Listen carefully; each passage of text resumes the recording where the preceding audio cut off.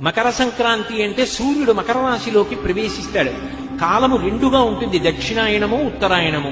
దక్షిణాయనంలో దేవతలందరూ నిద్రపోతారు, ఉత్తరాయణంలో నిద్రలేస్తారు. దేవతలు నిద్రలేస్తారంటే బ్రాహ్మీ ముహూర్తమునందు లేస్తారు, తెల్లవారుజామున 3 గంటల వేళ.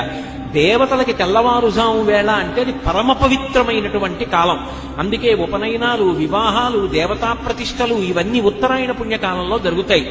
ఆ ఉత్తరాయణ పుణ్యకాలంలోకి సూర్యుడు ప్రవేశించగానే మజ్జనం దానికి ప్రాధాన్యత.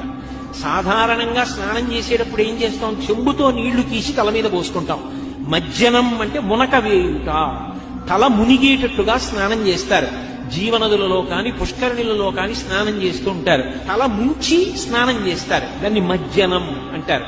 స్నానం చేసి దేవతా సంబంధంగా, పితృదేవతా సంబంధంగా, జీవ సంబంధంగా అభ్యున్నతిని కల్పించే కాలం అది మకర సంక్రమణం. పుణ్యకార్యం చేయడం నేర్చుకో, దాని వలన పొందిన పుణ్యం నీ జీవుడితో వస్తుంది. మకర సంక్రమణ పుణ్యవేళ పరమపావనమైన కాలం. ఉత్తరాయణ పుణ్యకాలం దేవతలందరూ నిద్రలేచేటటువంటి సమయం. ఆ సమయంలో నువ్వు చదివే ఒక స్తోత్రం, నీ ప్రదక్షిణం, నీ నమస్కారం, నీ భగవన్నామోచ్చారణం నిన్ను కాపాడతాయి.